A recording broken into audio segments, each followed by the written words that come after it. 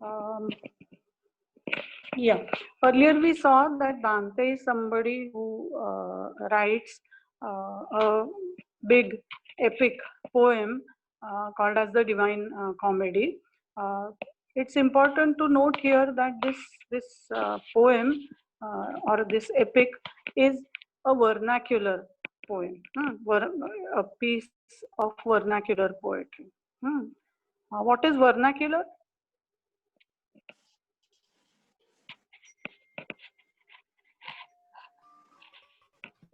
Local language.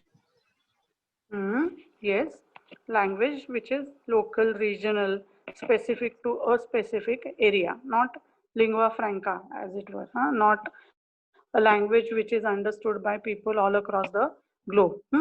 So, vernacular poem means, in this case, this Divine Comedy is a poem written in the Italian language.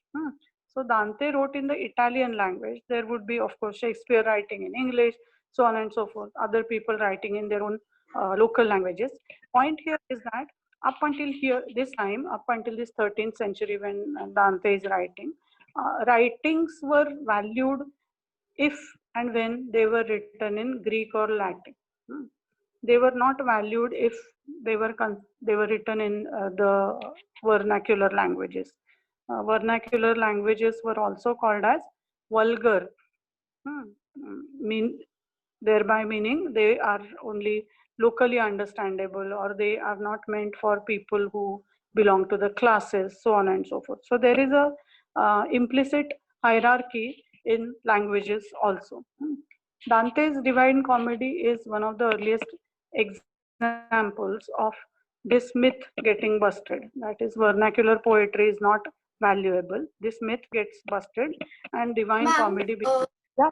sorry to interrupt you, but what was the church's functioning language that time?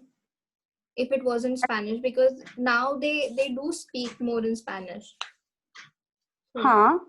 What was it then? If Spanish was the vernacular language for them, then what was the status quo language? No. See, when the priests were preaching, it was obviously important for them to be understood by the masses. So they would speak in the vernaculars, but the texts that they would quote, they would always be from the Latin language. Latin, that is Italian language. Just similar to what we have here in India. Yeah. So the who comes to your house for performing puja, he will speak with you in Marathi or whatever local language. But when it comes to actually performing the puja, he will recite some Sanskrit poem, some Sanskrit lines, right? Which kind of Yeah. ascribes prestige to what is being said. Yeah. Okay, did I answer you? Yeah. Yeah, you did. Thank you. So this prestige of the vernaculars seems to vernacular languages and creations in those languages start getting prestige, starting off from the Divine Comedy. Why is this important for us from the Renaissance point of view? It's important because he has dealt with themes which go back to the classical period. And also because of this medieval outlook, wherein the universe is supposed to be changeless, and it's supposed to be everything is happening because the god Vishnu, which eventually changes thanks to the Renaissance coming about. But Divine Comedy, for example, which will tell us about, which will kind of describe this attitude of universe being changeless and universe functioning totally dependent on the wishes of God. On the right side is a later painting illustration of one of the themes in the Divine Comedy, wherein this Charon or Sharon, I don't know how to pronounce, the mythical boatman is supposed to ferry us once we die to the other world. And I've been saying this, do watch the movie called Troy. because it will give you a fantastic illustration of all these things. In Troy also you will find that somebody dies and the funeral pyre is, it's constructed, and the dead body is kept, and there is a coin that is kept in the mouth of that person, whoever has died. I think it is Achilles or somebody who dies. I don't remember who dies, but Ma'am, there a are coin. they place two coins on each eye. Yeah.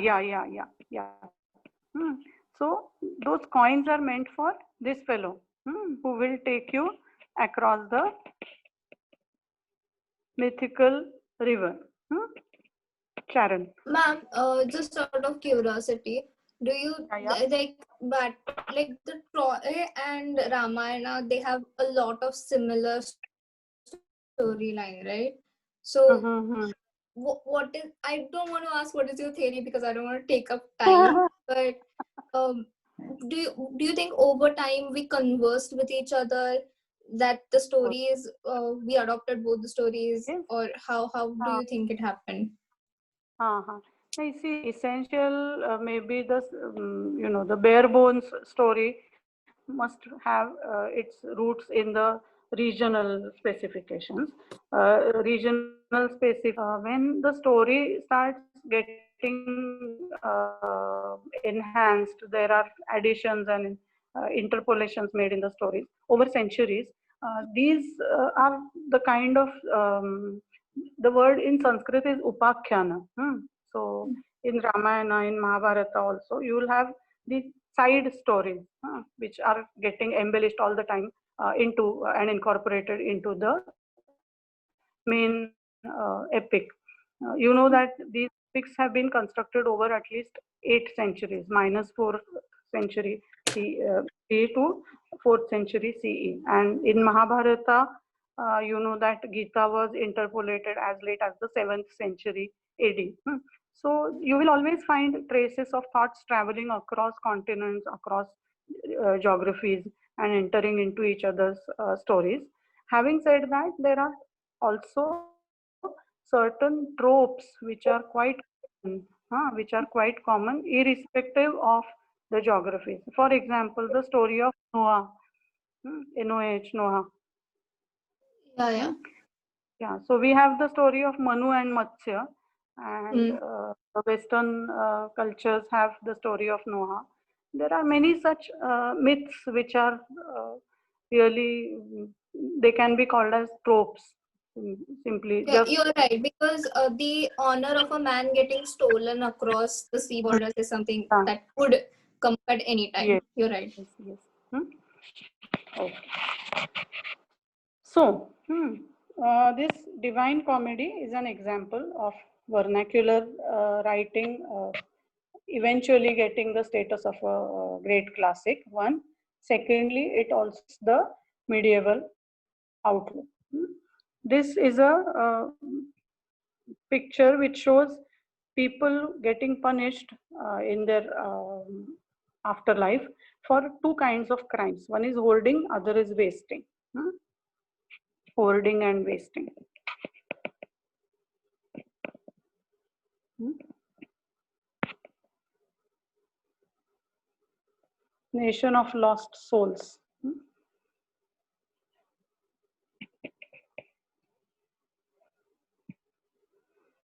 I think the picture is self-explanatory, so I didn't say much. I'm not saying much about it. Or do you want me to say something about it?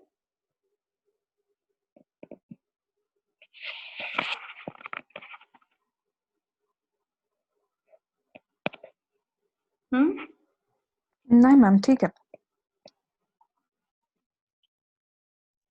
Okay. Now, this one speaks about people who are who don't do anything, really speaking, who are simply quiet people, or people who simply let things happen, who allow injustices being perpetrated, who allow people getting, unjust treatment, so on and so forth. So Dante is that way very fair. He says, even if you have not done anything, you have been complicit, you have been a witness, a silent witness at that. and that way you have colluded with the perpetrators. So those people also get punishment. That's what his approach is. Another important thinker is Erasmus, writing and preaching in the 15th and the 16th centuries. Dante was important for two or three things. One is for us to have a background of what it's about, having a universe which is changeless, having a universe which is functioning according to the wishes of the God, and also slight amounts of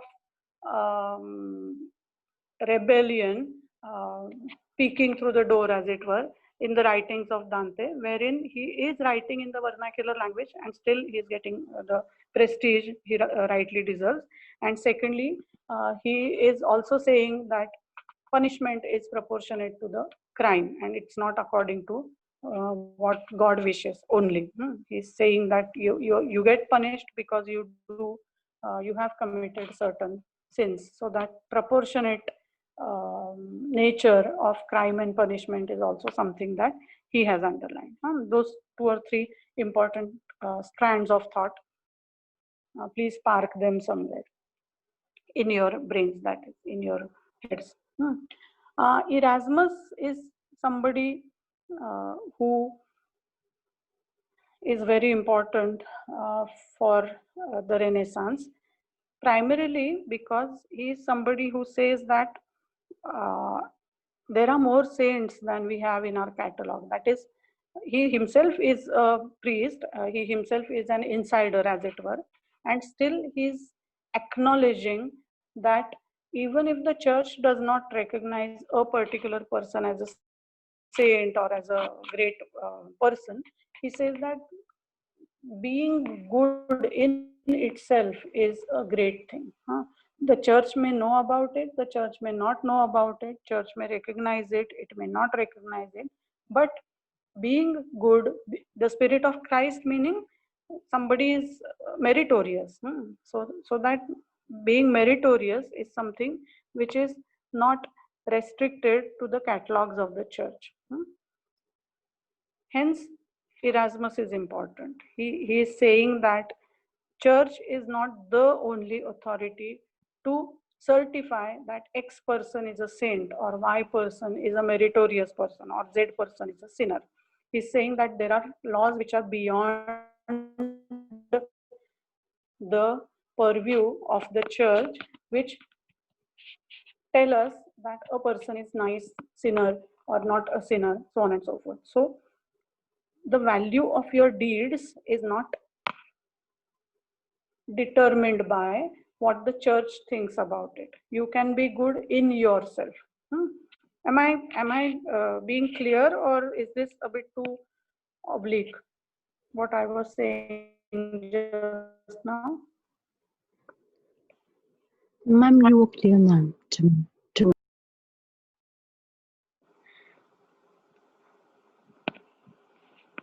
Okay, right. So, see here, moral essence of humanism, heartfelt goodness as opposed to formalistic piety. So, when somebody does a good thing as prescribed in the books written by the church, that's not the only incidence when somebody is being good. Erasmus is saying that you can be good in your heart, you can be good even if the church is not recognizing it, even if the church does not know anything about whatever you have done as a meritorious person. So your goodness is not dependent on the church. That's what basically he's trying to say. Obviously, putting the focus on human goodness as against putting the focus on the church's authority to certify somebody as meritorious. Okay.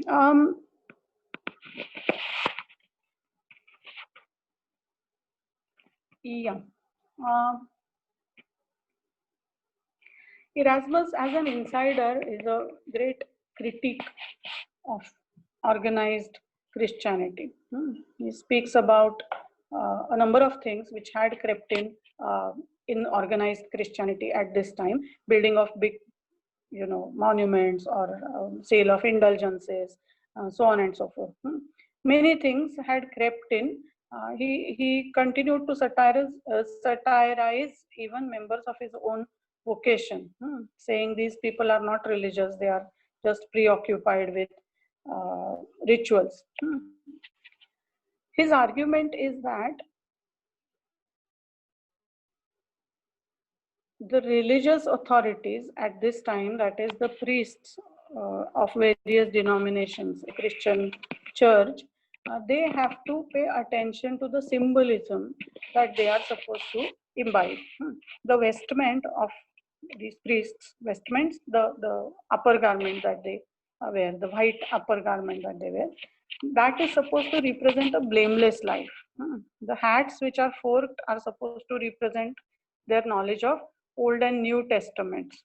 When the priests are supposed to wear gloves, it means they should be free from contact with worldly business.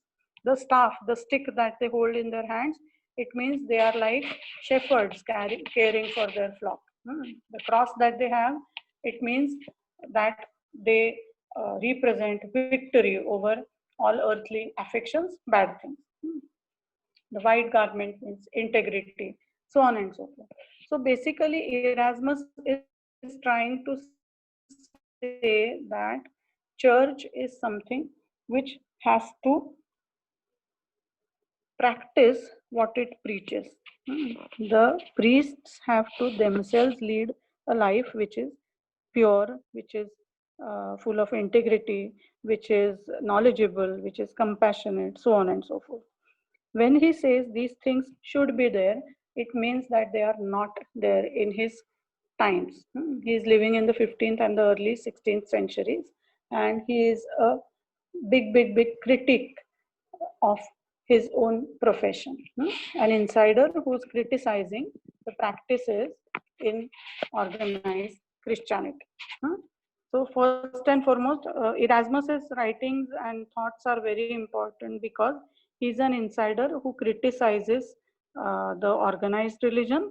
Secondly, he's somebody who's putting the focus on humanism as an ideology, wherein he is giving centrality, wherein he is giving importance, center stage to a person being a good human being, as against a person who's certified as a good human being by organized church. Just in itself you can be good even if somebody else doesn't certify you to be good. And thirdly, he is trying to underline the various symbols within Christianity, and trying to kind of emphasize, draw attention to the symbolism, saying that this is what the church is supposed to do. So kind of reminding the church of its own duties. And also he is somebody who's criticizing various malpractices, negative things that had crept into practicing Christianity in this period.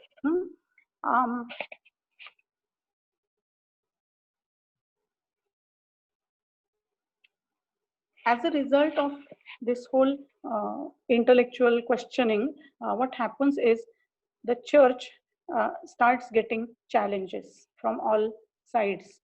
People are reading books thanks to Gutenberg.